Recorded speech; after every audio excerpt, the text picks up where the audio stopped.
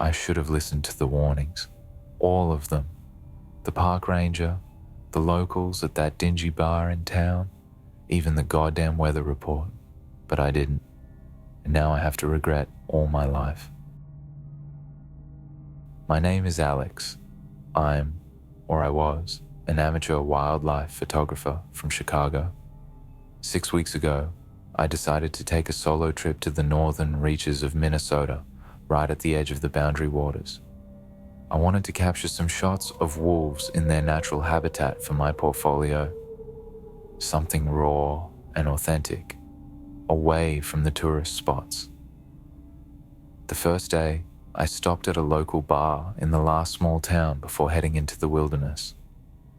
While I was reviewing my maps, an older man at the bar noticed my gear. "Heading up to the Boundary Waters alone?" he asked, his voice gravelly from years of cigarettes. I nodded, not really interested in conversation. "You might want to reconsider," he said. "Storm's coming in, and these woods, they ain't safe this time of year." "Because of wolves?" I asked. Several people at the bar exchanged glances.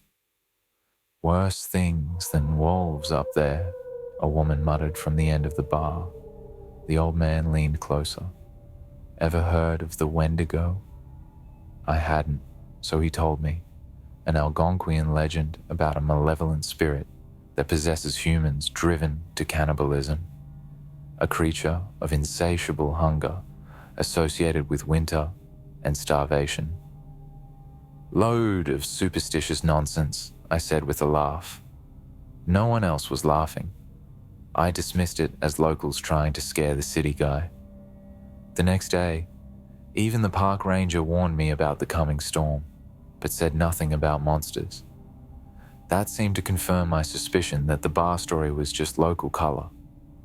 The first 2 days went according to plan. I set up my small cabin, scouted some locations, and even caught glimpses of a few animals. Nothing special, just some deer and smaller wildlife. But on the third day, the storm hit. It wasn't supposed to be that bad. A light snow shower, they called it. Turns out meteorologists aren't infallible. By nightfall, I was trapped in my cabin with howling winds, shaking the windows and at least 2 feet of snow blocking the door. I wasn't worried at first. I had supplies for a week, a decent wood stove, and enough camera gear to keep me entertained. I figured I'd wait it out, maybe even get some dramatic snow shots once it calmed down. The storm lasted 3 days. By the 4th morning, I was going stir crazy. So when the sky cleared, I decided to venture out. Just a short hike, I told myself.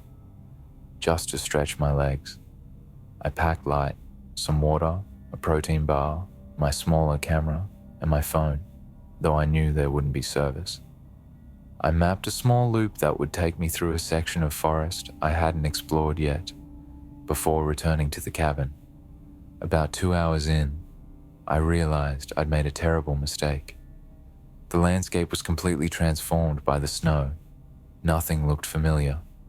The trail markers were buried, and my own tracks were already disappearing under the light snowfall that had started again. I tried to retrace my steps, but panic set in. Every direction looked the same, endless white, broken only by skeletal trees. That's when I first heard it. A sound unlike anything I've ever experienced before. Not quite a howl, not quite a scream. It was like someone was peeling the sound from a human throat and stretching it, warping it until it became something unnatural. I froze. My breath formed small clouds in front of me. The sound came again, closer this time. I ran.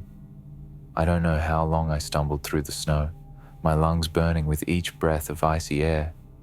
I just knew I had to get away from whatever made that sound. Night was falling fast, and the temperature was dropping with it. I knew I wouldn't survive the night without shelter. That's when I spotted it. A small cave entrance, half hidden by fallen trees. I didn't hesitate. I crawled inside. The cave was shallow but deep enough to block the wind. I huddled against the wall, trying to catch my breath, trying to convince myself that I was going to be okay. And then I saw the bones. They were scattered near the back of the cave. Small animal bones mostly.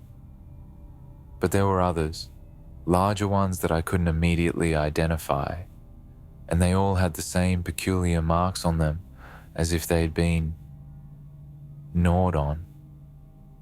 I should have left right then. I should have taken my chances with the cold, but it was too late. The daylight was gone, and the temperature had plummeted. I pressed myself against the cave wall, as far from the bones as possible, and tried to stay awake. I knew I wouldn't last the night without a fire, but the idea of drawing attention to myself seemed worse. Sometime around midnight, I heard it again. That terrible sound, but different now, almost like it was searching for something. For me, my breath, praying that whatever it was would pass by the cave. The sound stopped. Then came the footsteps, slow, deliberate, crunching in the snow right outside the cave entrance. I could see its shadow now, cast by the moonlight on the snow. It was tall, impossibly tall, with limbs that seemed too long for its body, and it was sniffing the air. I pressed my hand over my mouth, trying not to make a sound, but my whole body was trembling. The shadow shifted. It was coming closer to the entrance. I fumbled for my phone, desperately hoping for a signal, for any connection to the outside world. The screen lit up, impossibly bright in the darkness of the cave. That was my mistake. The shadow stopped. Then it rushed forward.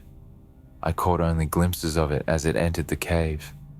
Antlers sprouting from a skull-like head, ribs protruding through grey, leathery skin, fingers ending in what looked like bone rather than nails.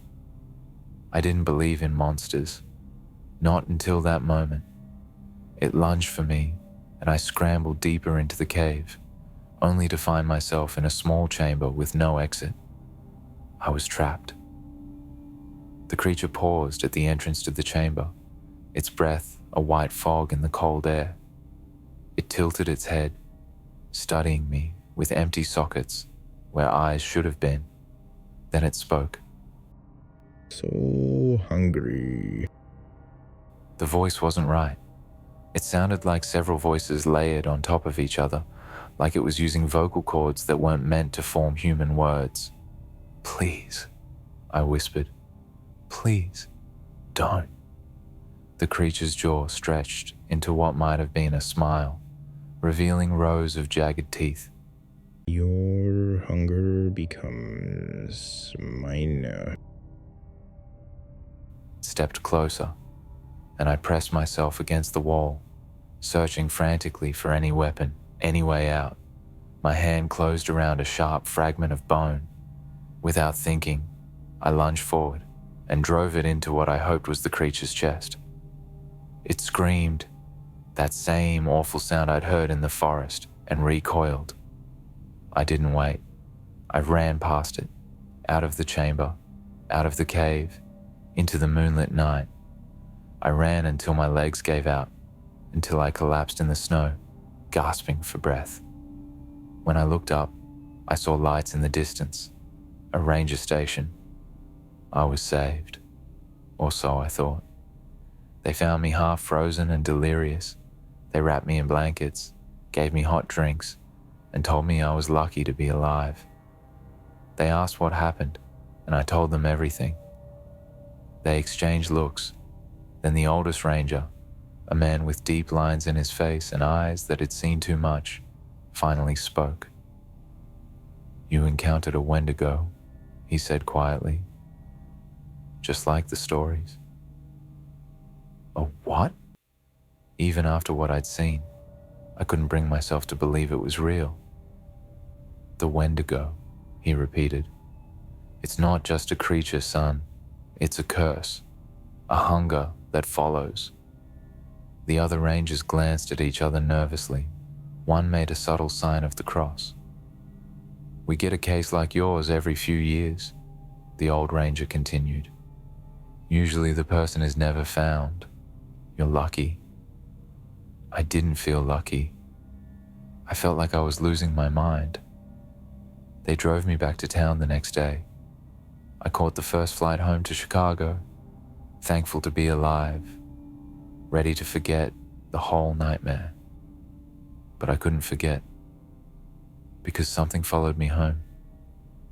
It started small, waking up at 3:17 a.m. every night, ravenously hungry, food tasting like ash in my mouth. Nothing satisfied me. Then the dreams began. Dreams of hunting, dreams of feeding. I started losing weight despite eating more than I ever had. My skin stretched tight across my bones. My nails became brittle and began to fall out. I researched Wendigos obsessively, finding old texts and forums where others claimed similar encounters. The patterns were always the same: the encounter, followed by the hunger, followed by transformation. Last night, I caught a glimpse of myself in the bathroom mirror. For a split second, I didn't see my face. I saw a skull with antlers beginning to sprout from the temples. I saw hunger. The Wendigo isn't just a monster in the woods. It's a curse, passed from victim to victim. The ranger was right. I'm writing this as a warning. I don't know how much longer I have before the transformation is complete. I can feel my humanity slipping away with each passing day. The hunger is almost unbearable now.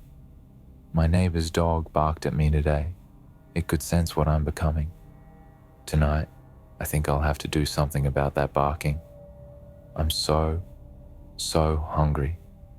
If you're reading this and you feel a sudden chill, if you hear something scratching at your window tonight, if you wake up with an emptiness inside that nothing seems to fill, I'm sorry. The hunger has found you now.